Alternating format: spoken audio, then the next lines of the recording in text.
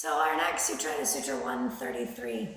Maitri karuna mudita upekshanam sukha dukkha punya apunya vishayanam bhavanataha chitta prasadanam.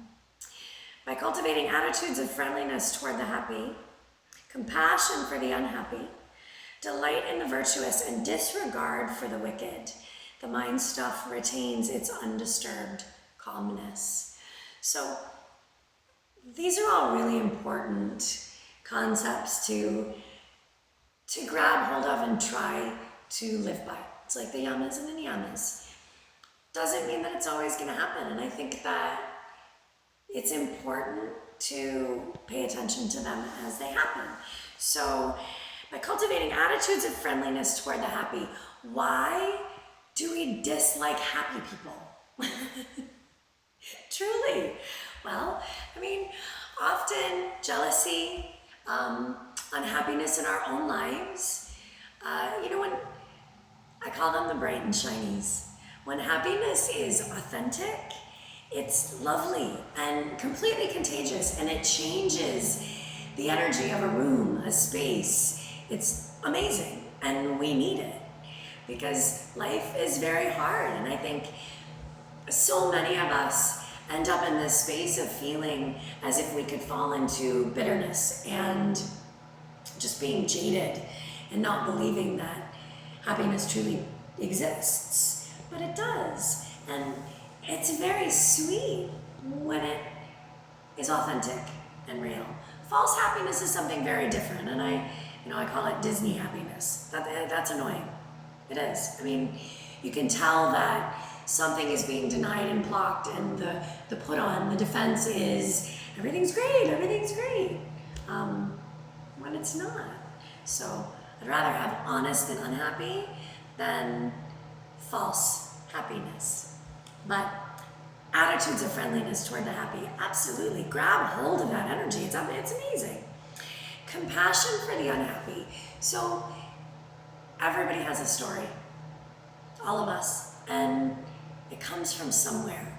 When someone is chronically unhappy and always complaining about something, something's wrong. It comes from somewhere. There's a deep sadness or a deep trauma or a deep hurt. There's a reason that happiness doesn't exist in that space. And to allow an acceptance of it, and maybe even to have enough empathy and compassion to try to guide or help shift that energy, shining some light on it, allowing them to know that there are things that are still very sweet and happy in the world, that we can be happy, that it does exist. Put them in the same room with the bright and shinies and see what happens. Delight in the virtuous.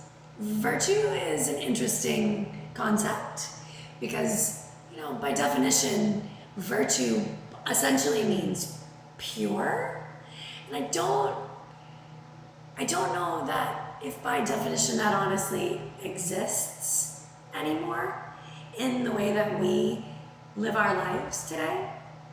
But virtue would be, the way that I take that in now is devoted, soulful, dedicated completely to faith or religion or an idea or a concept that soulfully speaks to that individual, and virtuous in the space of, the purity that resides in unshakable faith, without doubting or questioning what that means or what that is to us individually. So delight in the virtuous. When my grandmother was this way, so steeped in her faith, and nothing could shake it.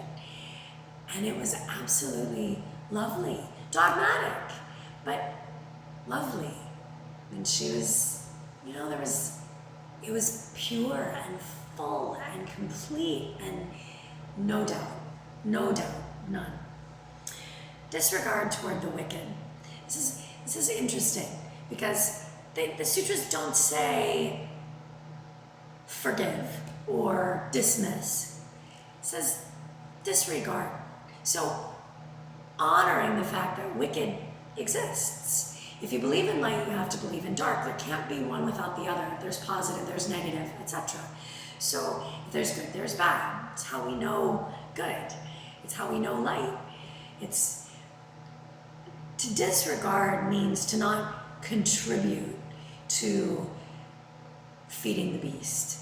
So I think, to take a simple example, media, what goes on the news. And yes, we need to stay informed, but as things are looped all day over and over and over again, are we continuously feeding that into our brains and falling into that patterning of, now I feel negative, now I feel angry, now I feel violent, now I feel, that space of discontent because of something I've been fed.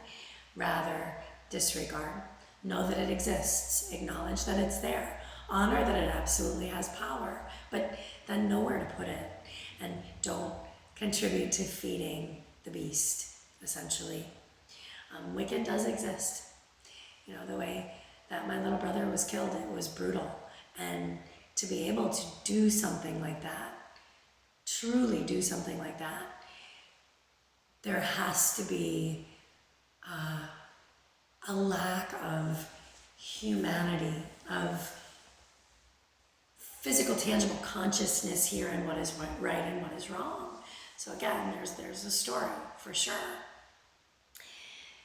To disregard, to accept it for what it is and disregard that wickedness, to not feed it, to not play into it, to not contribute to the spinning of that pattern was very important for my whole family. I was very proud of the way that we dealt with that as far as who could have been or was at fault. We don't know. And honestly, the idea of spending years of our lives trying to figure that out and spinning in that space of negativity and struggle rather than processing and trying to heal and mourn a loss that was tremendous. That's how healing happens. So it doesn't happen in the spinning. It doesn't happen in the chasing. It doesn't happen in the grabbing hold of something so ugly and so negative. Healing happens when we do disregard and begin to let go. Again, we all have a story, and that letting go is tremendously important. So as we try to practice these concepts, the mind can retain that space of peace and our moments of calm in the chaos that life does bring and will continue to bring. It's part of it. Iyengar says it, the sutras say it. The real test of being yogic is to be in the world and to be here together and figure out what that means. Parusha and Prakriti, me and the relationship I have to my environment and all that encompasses. So we practice. Not perfect. We practice. Shanti.